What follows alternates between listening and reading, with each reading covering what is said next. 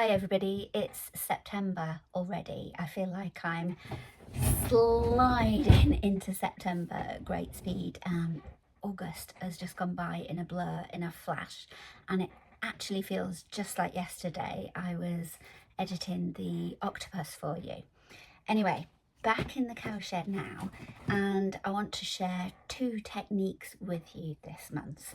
And I've used my Pith sketchbook, but you could use loose leaf cartridge paper, that's absolutely fine. And we're going to be creating this moose character, and starting with a quick pencil sketch first of all, then going on to wet and dry materials and working with the mix of those wet and dry materials.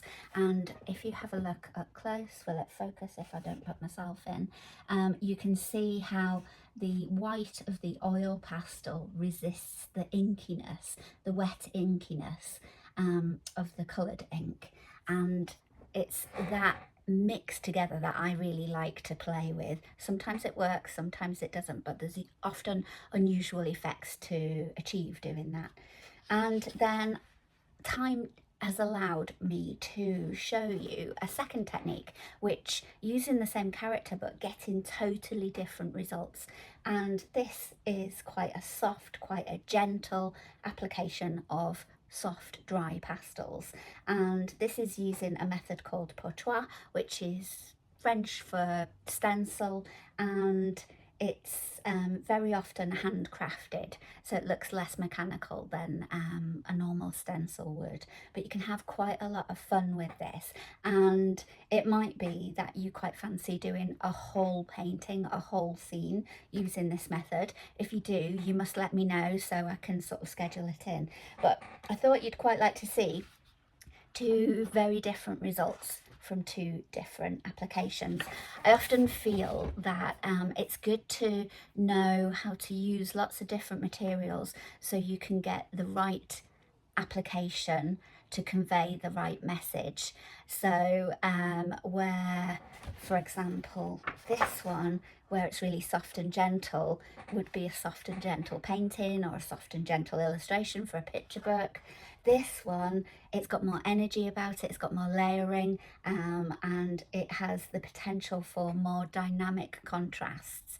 So this might be a slightly older picture book, or it might be a more complicated scene that you're drawing.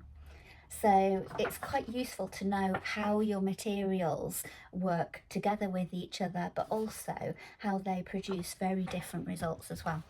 It's a quick and easy, I think, project this month. So if you enjoyed the octopus, you'll definitely enjoy this one. The video's not too long, and it's definitely a good one to sort of kickstart your creativity, especially as we're heading into autumn and you might have more evenings huddled up inside, staying dry as the weather starts to turn on us. So a few ideas, let me know how you get on, and post your finished paintings in the Facebook group just so we can have a good nose, and I hope you enjoy it. Bye bye bye. Okay, I've got my Pith sketchbook here. You'd do just as well with a piece of cartridge paper, about 200 GSM, just so it can take the materials that we're going to be using.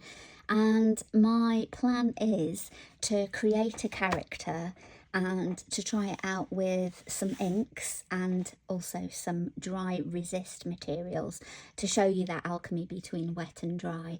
And then if time allows, because I don't like these videos to be too long, but if time allows, I might squeeze in an extra technique called pourtois as well. I'm not sure if I'm saying that right, so I'll have to double check. Anyway, let me sketch this character. So it's a moose that we're going to create, and I'm going to start with, it's a kind of stylized cartoon moose.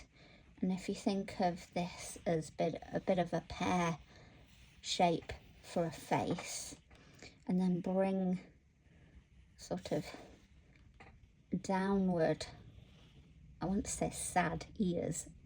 Are there such a thing as sad ears? Down, and then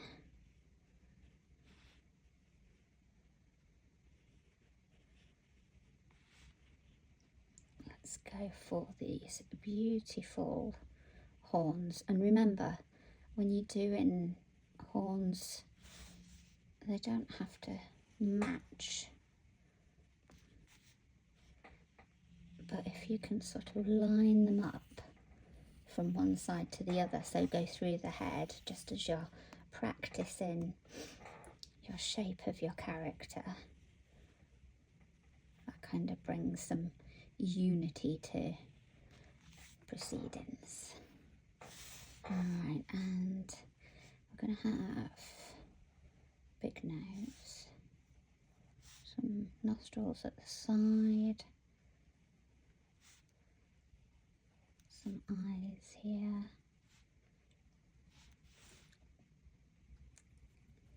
looks rather worried, doesn't he? A worried moose. And then I'm simplifying the body, just sort of arcing that wrist around on myself, and then much shallower on the back and scooping around. So if we were to join that up, you can better see the shape. And then one leg fatter at the top, thinner at the bottom, one leg coming forward, and take it a bit further down, nearer to you, and then another leg at the back. It's tempting to draw straight lines, try and get that tapered.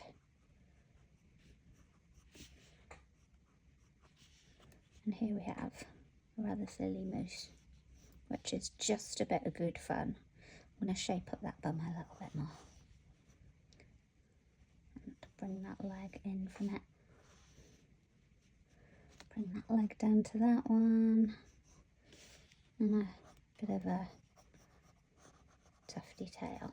I might go bigger on the eyes.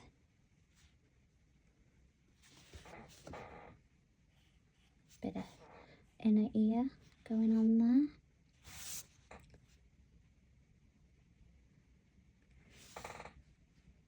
And they have these wonderful goatee beards. I wonder if I can fit that in. Not sure if it looks too goatee. So, simple shapes, simple character.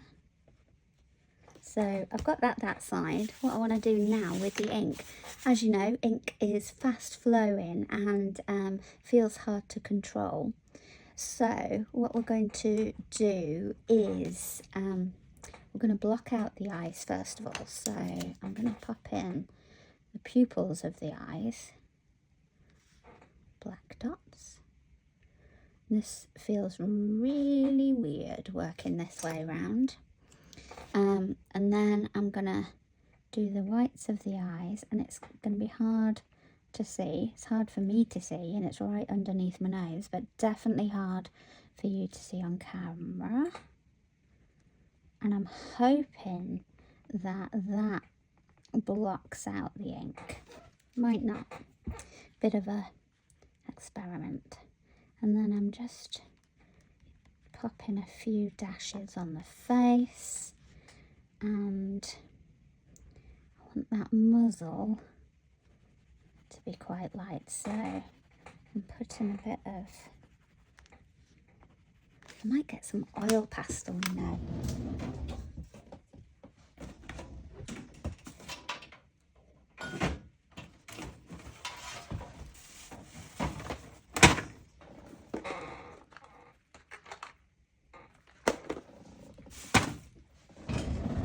Tiny bit of oil pastel. Let's see. At least it feels like I'm putting something down. I just want the top of that muzzle to be light. I think everything else can have a bit of colour.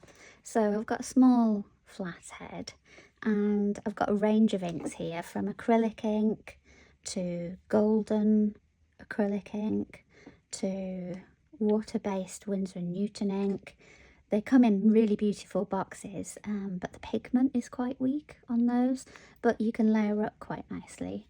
One of my favourites, walnut darkening medium. So, got a few of those.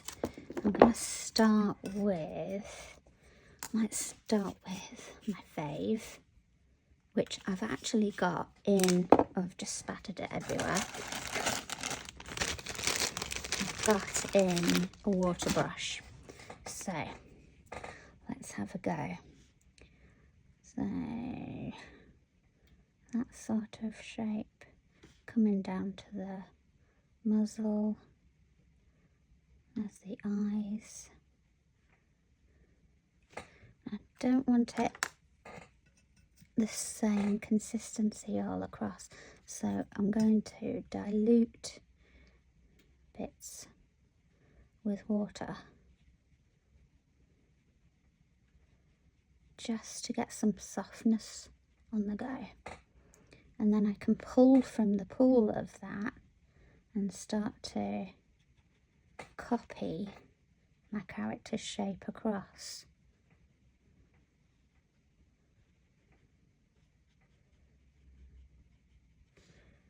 I've got a feeling it will resist the oil, but I'm going to go over, get that muzzle in. I might disregard that beard, you know. I like that, the way the oil has resisted. That's nice. I might go for a bit more of that texture actually. I don't think the white colour pencil resisted as well, and I don't want to close the eyes too much to test that, but I know the oil pastel works really well. So I'm going to draw these antlers as best I can. Obviously I can't see what I'm doing, that's half the magic here. Bring it back to the head, and hopefully I'm colouring it in the middle, scoop across to the other side. And the idea the thinking behind this, I should say, is these characters should be relatively easy and quick to do, quite satisfying to do, that you don't mind doing a few of them, and in doing a few of them you kind of get to create different, slightly different characters each time.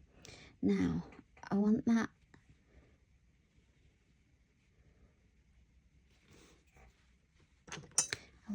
walnut to go up the oil pastel, but obviously I can't see it very well.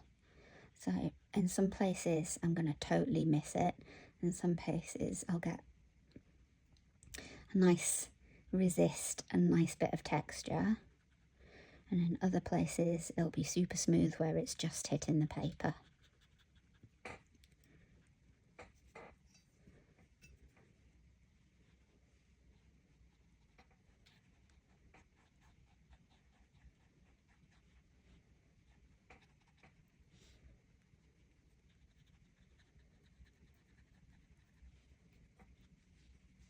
Got a bit of muggy green on my brush and it's coming through on the brown. I quite like it.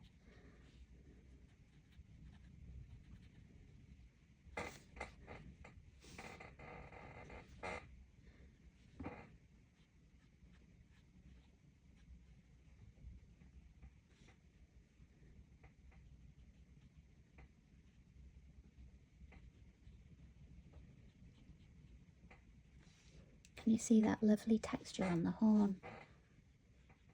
Sorry, I'm back on my squeaky chair.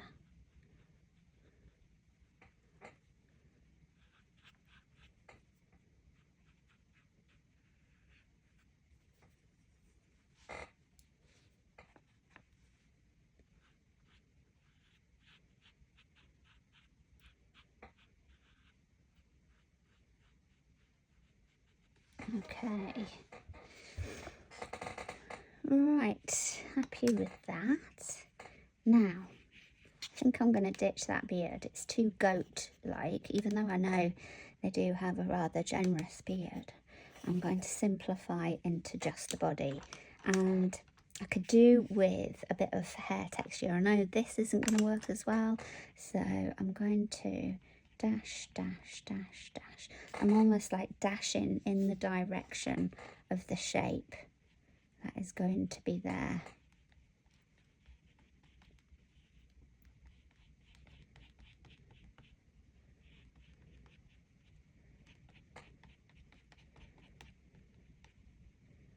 And I might dash down the legs as well, but maybe hold off from that to begin with. And going in, it's a bit dark. I'll put the dark underneath the chin where there'll be a natural shadow, but then I kind of want the ink and the water to do the work. So I'll have it more diluted and therefore lighter on the back. Scoot that around, and then I reckon as it curves under the body it will be darker undercarriage, and I can pull this ink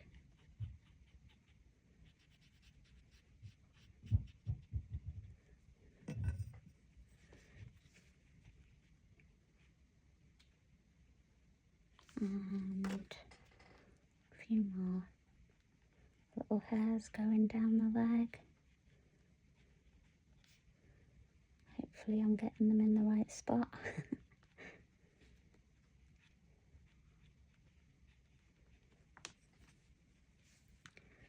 So put a little bit down. If you're unsure, you can come in with a diluted pass of ink.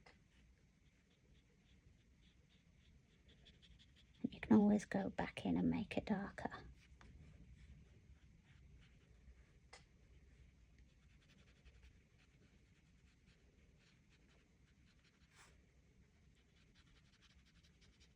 And that back leg comes from the bum. You want those two a bit longer.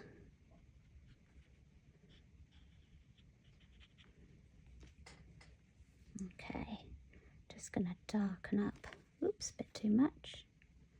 Sweep that away. Pop it in the inner of the ear.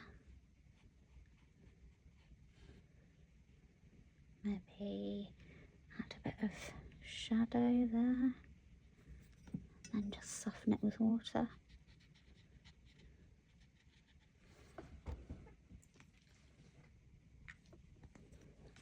Right, a brown colour pencil would be grand now.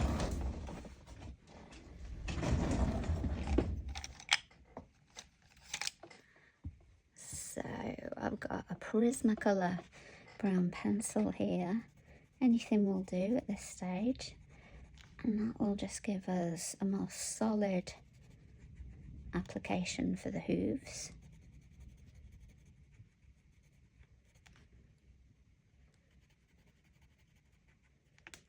There we go, and we wanted a bit of a tail, didn't we?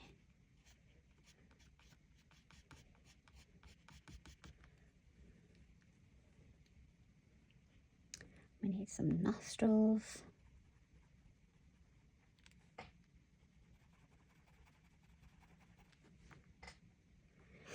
And now we can use this as a bit of detail here and there. So I might add some hair. I did have little, what are these up here? Like little horns, extra ears.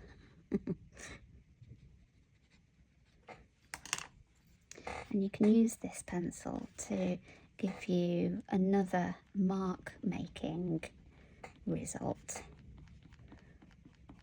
Maybe dash dash near your white dashes.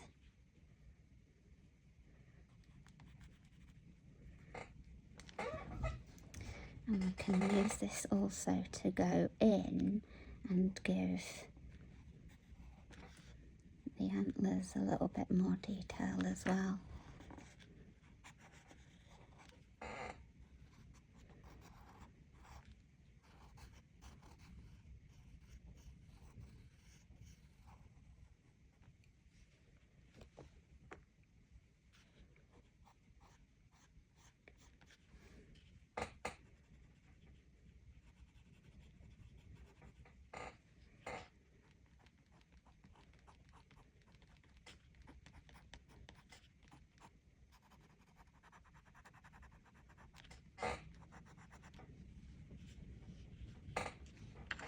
Now, I've got a few other colours of brown, maybe slightly warmer.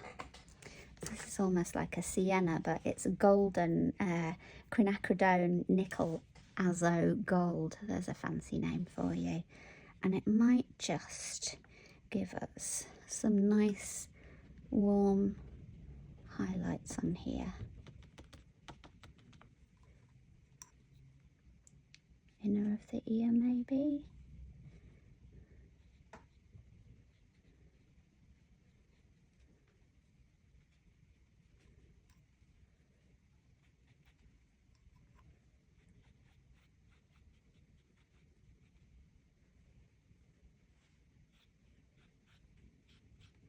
And that warmth of that colour, just used ever so sparingly, just gives you a nice little difference. And to exaggerate the shadows, what we could do as well is use a purple. I'm not going to squeeze it on there, so a bit on my brush. Wherever I want it to be dark, dark. Just going to come in with a bit of purple, and I might lay a bit of dark brown on top.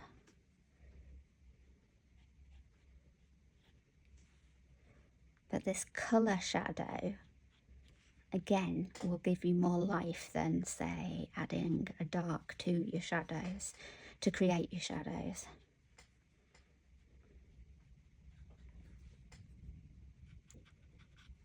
That'll do us. Now, of course, you could do that in colour pencil, you could do it in pastels, neo colour. The kind of lesson I'm wanting to share here is that there's magic to be found in mixing wet and dry materials. So in this case, dry material was the oil pastel, the wet was the ink, and you could do it with colour pencil and watercolour. You could do it with oil pastels and gouache, and the more you get to know your materials and how they collide and mix together and work together or don't work together, which is sometimes the beauty that you're after, the more interesting your results can be. And there's very often inks you can get like this where it's a white and it's very often pearlized, or don't mean that one, which one? Very often the yellows have got quite a goldy effect. She says, trying to open it. Ooh. So again, I'm just using a little bit on here. See, and that's really sticky.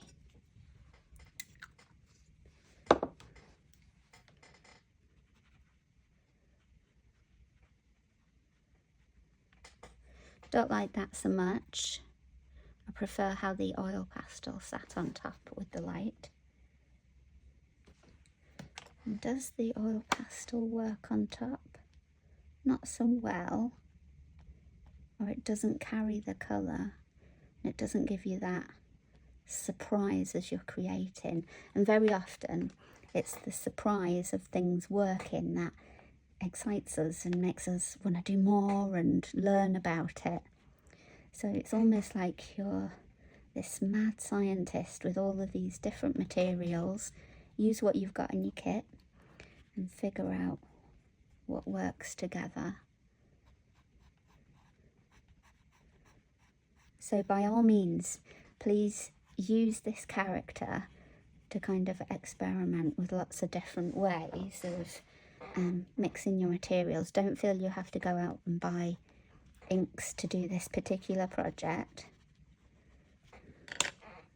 There we go. There we have our mousse from initial sketch to quite colourful character.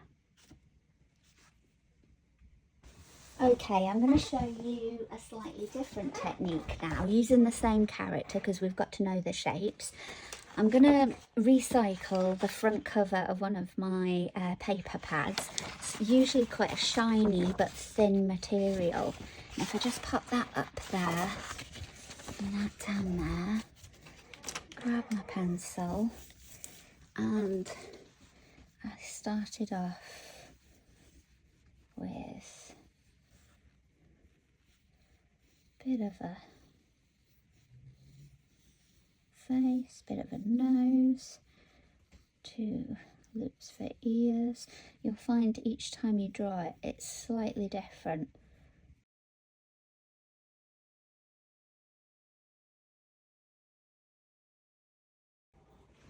Sorry about that. I just had to change my light.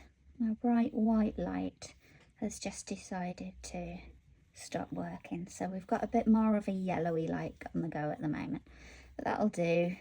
We can do this.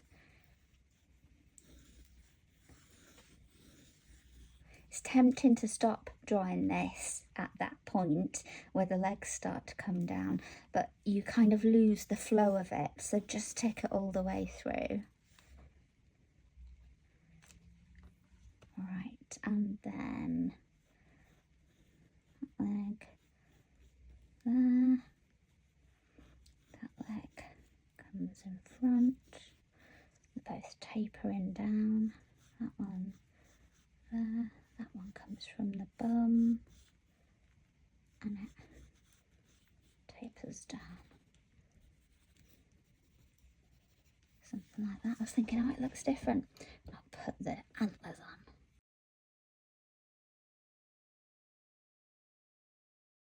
That'll do me. So you'll see slightly different versions, but that's all right. What we're going to do now is cut out the shape.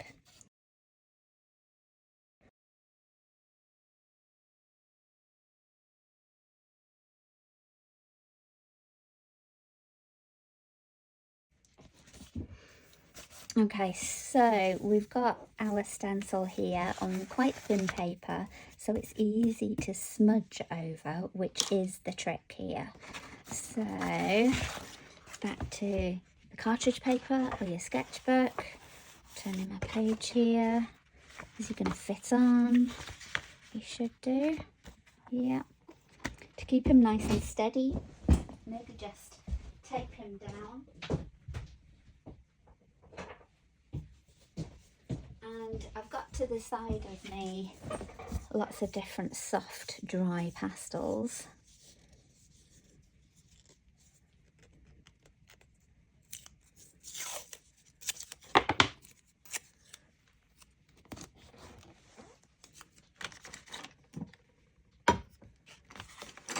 Why is it you never have enough space when you're working? You cram everything into a tight working space, don't you? Okay, so I'm picking out some browns. Let's have a look. Maybe some peaches or creams. Maybe even some oranges. And do you remember, like we did before, if there's a purple, I might not have a purple in a soft pastel, would you believe? But I've got a blue, so that might be quite nice. I think I've got that already. I think that might be my range there. So a yellow ochre, kind of, oh, that's a waxy one, we'll get rid of that one. A brown, a yellow ochre, an orange, a blue, and a very light peach, creamy peach. So what we want to do here is start off. I've kept all of my cutouts to the side because I might use those again.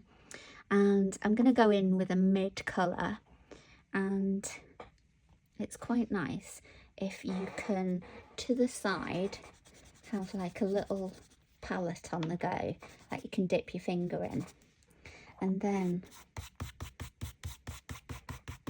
smudge over. It's very satisfying. It's almost like working with charcoal and stencils.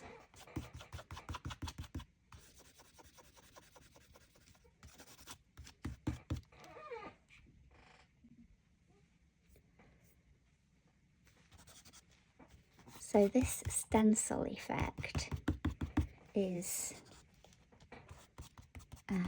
Portois, which is French for stencil. Sounds a bit obvious now I say that, but it has a very handcrafted feel about it. You know, where some stencils can feel quite mechanical, quite man-made. This has a softness to it.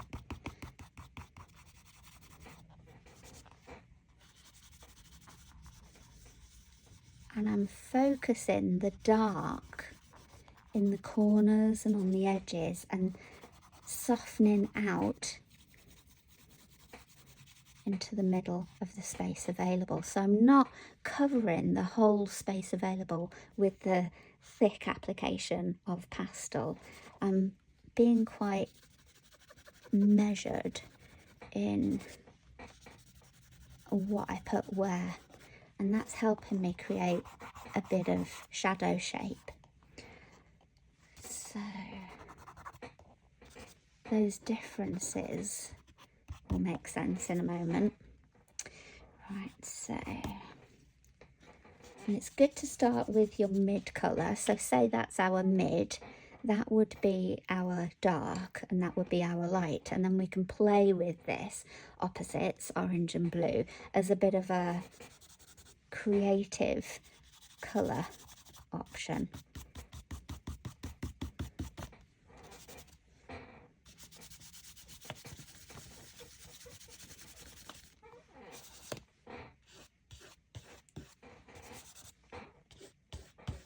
Do you know, one day I will actually oil this chair. You haven't heard it for ages because I've been using another chair, but I've rediscovered this one and it's so much more comfortable, but a bit noisy.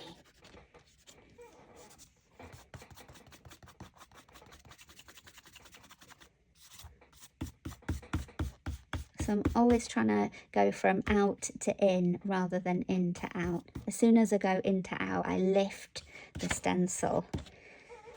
I don't really want to do that. Right, let's try something darker now.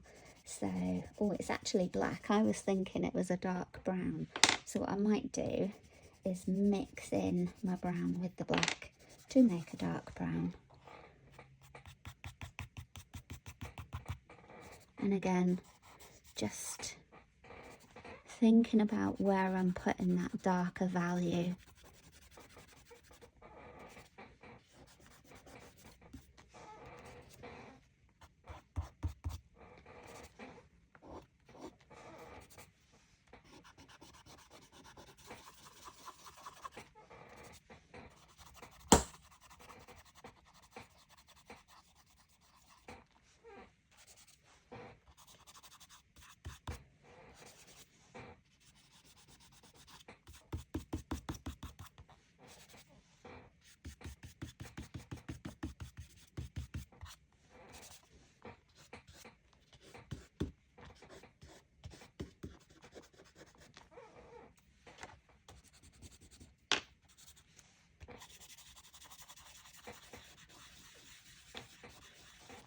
Okay, and then my lighter value, which is like a yellow ochre.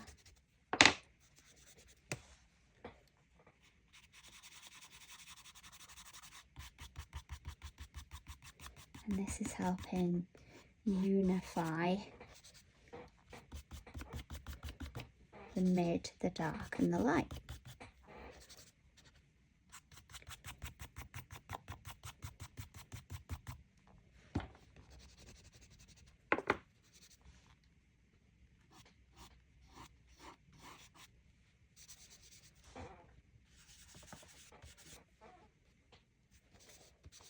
I'm getting fussy which fingers I'm using now because I've got really dark, dirty fingers from the black and the brown. And I don't want that to muddy the yellow ochre. I don't want to put it directly on the space available because that will have then a different application to the soft way I'm applying this. So that's why I keep making a palette over there and burnishing it in with my finger.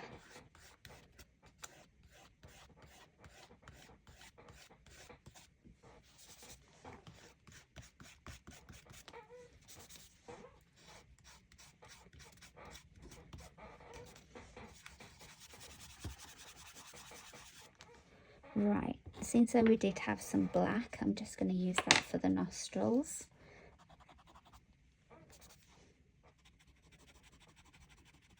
There we go.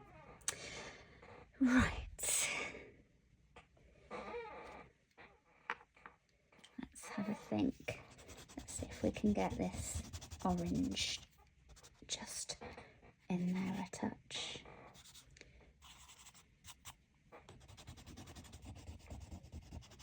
It's not so crumbly, that one. I'll just pick up another one. This is a Jackson's, it'll definitely be softer. Yeah. Ooh, very soft.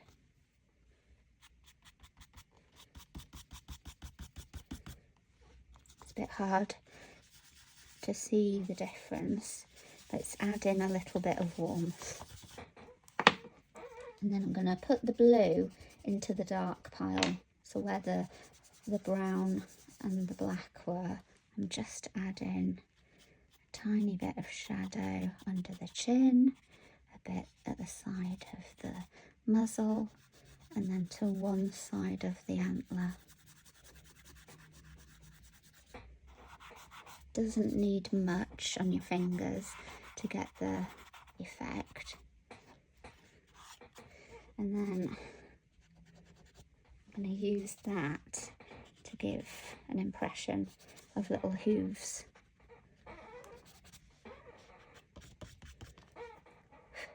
Right, wipe that away, pull that away. Now for the reveal.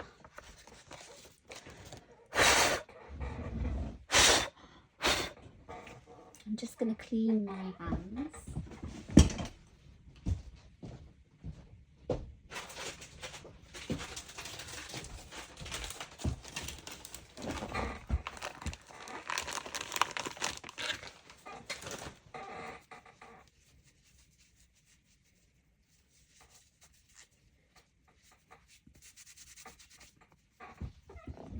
Now with a soft, dry brush, you can just gently encourage the loose bits away. Be careful not to brush over it.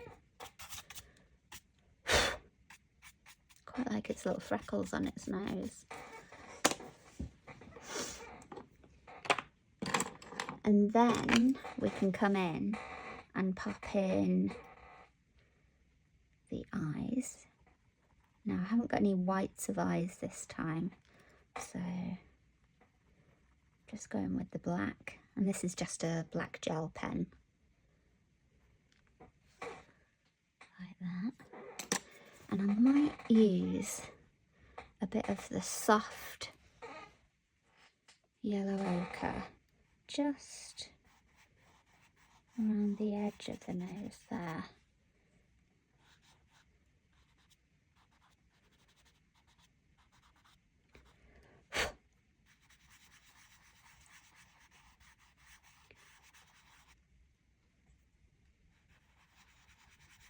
Just be very gentle with the application.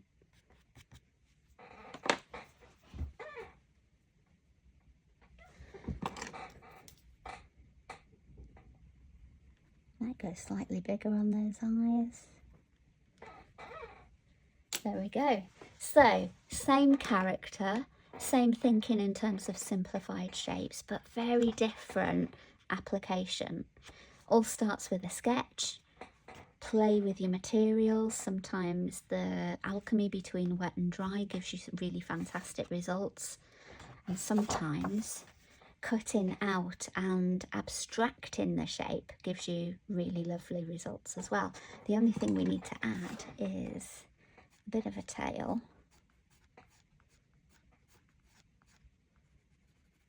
Like that. And what we can do is very gently suggest that leg goes up there, that undercarriage goes there, that comes around, there we go, and we've got a lovely little character. Just a little spray with some fixative.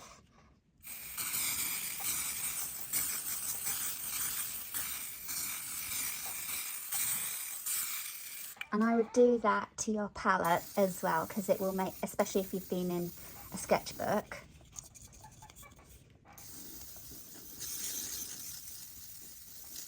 because it will get everywhere.